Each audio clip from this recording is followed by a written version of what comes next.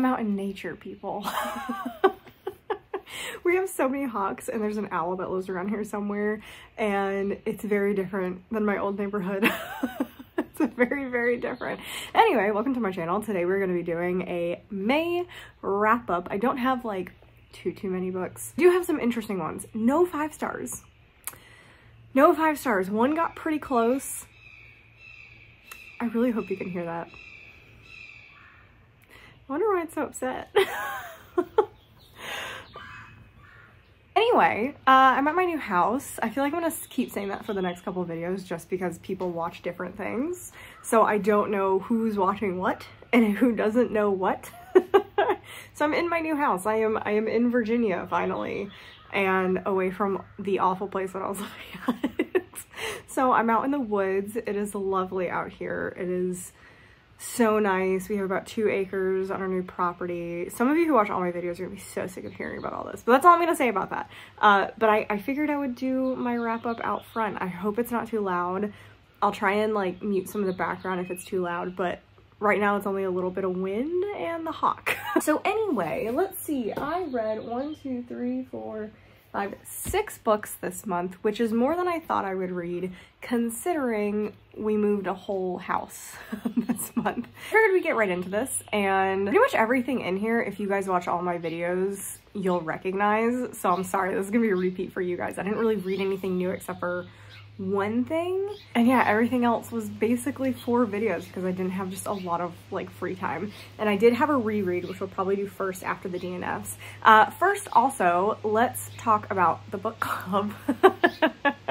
I am reading Fate, Inked in Blood. It's just taken me a really long time to get to it. I had some other things I had to finish first. I'm already enjoying the writing style. I'm already enjoying it generally. I'm only a chapter in, so there's not much to say. But I already generally like the writing style, which is like a huge win, and normally that means I can read relatively quickly. So that should hopefully be coming out in the first week of June. I do want to finish that quickly. I don't think it'll take me very long, but I am gonna be at my parents' house over the weekend, so I'm gonna be a little busy with that, and I have a bridal shower that I'm going to. So anyway, yeah, book club, I am reading that. Hopefully that will be out in the beginning of June. I am gonna be doing my TBR game this month. I just haven't filmed it yet or done it yet. That's why I need to do that. I really probably should have done that this morning, but I don't know where half the stuff is still. Like, I use little pieces, so it might be like a miniaturized version of the game. Like, I have the game board, but I don't have the pieces, or I can't find the dice either. So I can probably find a dice in something else. But anyway, TBR game probably will also be coming out in the first week of June. And yeah, that's kind of the housekeeping stuff. So let's actually get into the reading. Let's start with the DNFs. If you watch my other videos, you will know these DNFs. I DNF'd The Resemblance first, and that one was so bad. The writing style was just really bad. But the premise is so cool, but they didn't follow the premise. I think that was the biggest issue with this. The Resemblance is following our main character, who's a detective. There's a hit and run of a fraternity kid, and everyone swears that the person who hit him looked identical to him and was smiling. So really cool. Sounds like a really interesting plot line, but it didn't follow it. It like brought it up for maybe 2 chapters, and then it was like, let's do other things. It just didn't focus on that whatsoever. It didn't make it fun. The main character was like the absolute worst. Like, she was unbearable to read from. And that's what really made me stop reading it, is I just could not stand her like whatsoever. So that one was the easy DNF. Then a surprising DNF that I had this month. This Is How You Lose the Time War. This was a 5-star prediction, but I started this and I just did not vibe with the style of book that this was. This is basically 2 characters, red and blue, who work for opposite organizations who are trying to make sure stuff happens in history that like helps them in their organization. And they start writing these letters to each other, and each chapter is a different thing happening in history. But the problem is it's not real history, so it's really hard to follow along with what exactly is happening. And in each chapter, it's never described that well, So you also still don't really know what's going on and why this is important, and maybe you would later on, but I just did not have the patience. I think I read about 50% of it. It's a short book. It's like 180 pages. I think I read like 70 pages. I just didn't care. I didn't care. I wasn't feeling like the cutesiness between the two of them, which is what I was like hoping for. I just felt absolutely nothing between them at all. and I did not like the setup, and the writing was very pretentious prose, which sometimes I can do really well with and I really like. Did not work in this because I felt like I wasn't getting any real backstory. I really just needed more backstory, or it to take place in just like 3 places instead of each chapter, which is super short, is a different thing happening. It was just too much for my brain. Didn't enjoy it. It made my brain hurt. So I DNF'd this one. Next up, we'll talk about the reread. I reread Crave. So this is a series that I read like when it came out. I think I've read the first 3. I could not tell you what happened in the first 3 besides like basic plot line. And mostly that's because they just like, the series is too long and I started losing interest in it, but I still bought like the next couple books. It's a 6-book series. And then I was kind of like just forgot about it. And then I got interested again because Tracy Wolff just released a spin-off, and the spin-off looks really cool. So I was like, oh, I'm so bad because I can't just read the spin-off. I have to read the rest of the series. So that's frustrating. So anyway, I was like, why not do a video of reading the Crave series so you guys don't have to do it? And so that's kind of what I'm working on. And so I read the first one over again. I did skim a lot of it because it's 570 pages and just half of it is just not important. And it's also, I talk about this in one of my vlogs that I'm working on right now. It's one of those books that it's hard to read once you know what happens in the series. It's basically the ACOTAR situation, or like rewatching the first season of The Vampire Diaries. It's just hard to read because you know eventually what's going to happen, so you don't enjoy the romance as much in this because it doesn't really matter in reality. So that's why I don't read the first ACOTAR. The first ACOTAR I gave like a 5-star. I will not reread it. Really, I shouldn't have reread this. I originally gave this a 4-star. I'm leaving it a 4-star on my Goodreads. I am not rereading this because I don't really like rereading. I feel like when I read it the first time, that's how I really felt about it. And so I'm gonna leave it a 4-star. It's more like a 2 now. I don't know how I would have felt reading it now, not having read the rest of the series. I feel like I definitely would have liked it more, which is why I think I'm just keeping it at a 4. Keeping it at a 4. It's not a real rating, but my original rating was a 4 for this book. And I did enjoy rereading it for the most part. I just knew I was anticipating the rest of the series more than really sitting there and enjoying this. So interesting reread. If you don't know anything about the Crave series, it is basically, how do you explain this? It's like Twilight, The Vampire Diaries, and I don't know, wrapped into one. Like there's more in there, but it's following our main character Grace, who just lost her parents, and she ends up moving to Alaska to go to this school called the Katmere Academy, I think. And weird stuff starts happening, and it's not a surprise. Like, the V is literally in it. It's a vampire story, but there's also other paranormals. She goes to a paranormal school and she's human, and so that's kind of what the story is about, and her becoming obsessed with this boy. It's just, it's fun stupidness. It's not like a literary masterpiece, but I did kind of enjoy going back into this world, and I'm ready to start the second book because that's where it really kicks off. Like, stuff starts happening in the second book and the third book. So yeah, we're gonna continue this. Let's go in order of how I liked the books, I guess. Let's start with the 1-star because I did have a 1-star. Confessions. I actually read this for my vlog of good hype versus bad hype, and the resemblance was the bad hype, and I DNF'd it. This was for the good hype. A lot of people love this book. I've heard about it constantly, and I gave this a 1-star. The resemblance probably would have also been a 1-star, but I just couldn't even get through that one. This one I just generally hated. It was much shorter, and so I just kind of pushed through it, and I had the audiobook. I really hated this. I really hated this, and most of it has to do with the writing style of this. I don't like how the story was told. I don't like the writing style. I didn't like the premise. Some other things that I was trying to give some grace in it, but there's a lot of stigma in this surrounding AIDS and HIV. Like, it's really bad stigmatization of it in here, and literally part of my work is working with people with HIV to make them not feel bad about themselves. And this pretty much just undoes all of that. Like, if a person with HIV read this, it would be awful. It would be an awful experience. I just didn't enjoy anything about those. This is following multiple different points of view, so it's hard to really point out a main character, but it's entirely surrounding around the death of this child and the teacher who is the parent of said child. So the teacher works at this school and she brought the kid to school and the kid dies at the school, and she figures out it's like 2 of the classmates or something like that. And so the story revolves around her, the kid, the 2 classmates, and the ramifications of the actions that were taken. And it's not good. I don't understand why people like this book. I feel like I read a completely different book than other people did with how much people love this book. So I really don't get this one whatsoever, so I definitely gave it a 1 star. Next was for the Influenced book. I read Mickey 7. This was like, I had such high expectations of this. This is also the first in a series. The second is called Antimatter Blues, and I ended up giving this, what did I give this? I think I gave it a 2 star. Originally it was at a 3, and then I bumped it down to a 2 because I really hated the main character. Mickey 7 sucked.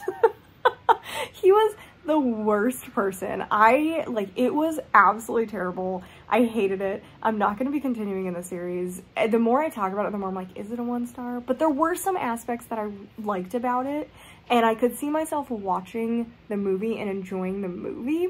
And I do have an update about the movie. If you watched the other vlog, I said I didn't hear anything about it. Robert Pattinson is playing Mickey 7.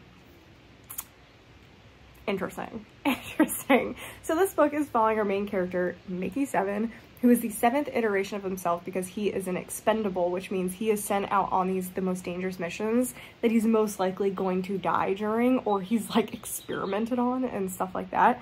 And so he'll die, and they have this uplink in his DNA, and they create another one of him. So it feels like he never dies. And it's basically exploring the human condition and what cloning actually means, which is, again, one of the things I absolutely love. But I like kind of that aspect in here, but they didn't explore it enough. They mostly focused on how Mickey 7 and Mickey 7's other iteration were hungry because they were splitting their rations. That was 90% of the book. We didn't even get that many cool space things, which is what I was expecting, these dangerous missions. We talked about them sometimes. It was talked about, not shown, and I did not like that. Mickey talked about them past tense. We didn't really go on anything that was current that much. So it opened up really, really good, and then the rest of it sucked, and very disappointed in it. But I think I could a movie edition of this. So I am actually pretty excited about the movie, but the book was a bummer, and I gave it 2 stars. I really just didn't like it. Backtrack a little bit, I totally forgot that I read an arc that I had called The Dare by Natasha Preston. Gave that a 1 star. I really hated that too. And it really came down to the ending. I'm literally trying to remember what this book is about, but it was so generic and so just not that interesting. And the ending was so bad that I literally am having a hard time remembering what it's about. But I want to say it's following our main character who has this little group of friends. Oh, it's like a ripoff of, You Know What You Did Last Summer. That's literally what it is. Our main character goes to this high school. She's got a bunch of friends, and there are dares that are done, when you're seniors, and so they're you do dares for your senior pranks, and they've been taken out of control by this, it's 3 brothers, and one of them is a senior this year, so he's gonna send out these dares, and our main character is kind of goody two-shoes. She's gotten into a really, really good school, and so she doesn't want to do them. Her friends don't want to do them. Got this obnoxious boyfriend. Her friends all suck too. Her friends all suck immediately. And she's got some weird relationship with the guy. They used to be friends, and clearly there was more than that going on, and probably still going on. And it's I Know What You Did Last Summer. It's really what it was, and then it gets turned at the end, but the main character was insufferable. Every single person in this whole book was insufferable. I actually think it was decent. I liked the opening until it turned into I Know What You Did Last Summer. I really did not like that. It's the author could not come up with something else to do. That's literally what it felt like. It felt like she was writing this and she's like, I don't know what to do, so let's do this. That's literally what it felt like. It was just exhausting. It was just an exhausting book, and I did not enjoy the reading experience of that one. I rushed through it because I wasn't enjoying it, and yeah, I gave it a 1 star. So I had 2 ones. It was a terrible reading month. What happened? Although I had 2 books that I really liked. So that's the problem though. I had 2 1 stars, a 2 star, and then 2 4 stars. No 5 stars. No 5 stars to fix what happened. So anyway, moving on to the 4 stars, the books that I actually liked.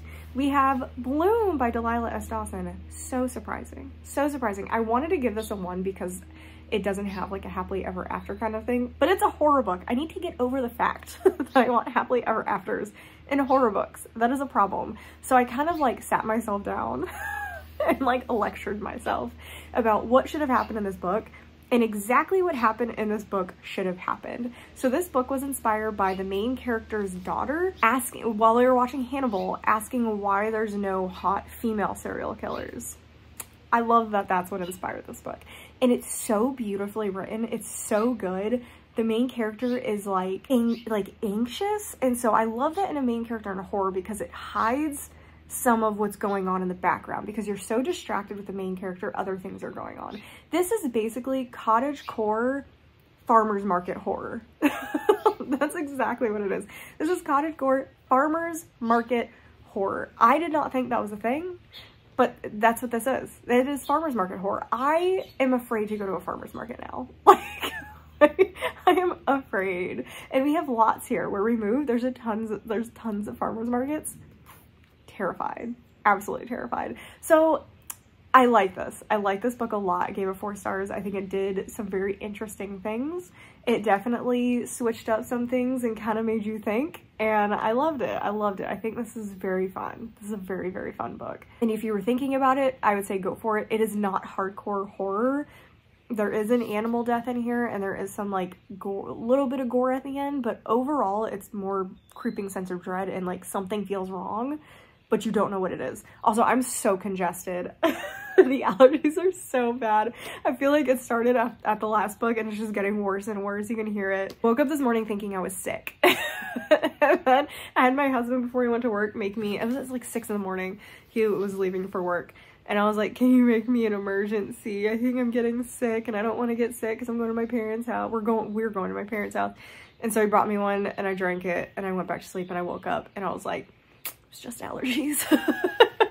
So I gotta go inside and take my allergy medicine and my Flonase. Oh, I'm struggling. Struggling. And I'm outside. I want to be an outside girly, but then this happens. All right, last book that I read, and arguably definitely my favorite this month, we have Annie Bot. I actually recorded a whole video talking about this book and I hated it, so I deleted it. I was gonna come out with a whole review. I don't know.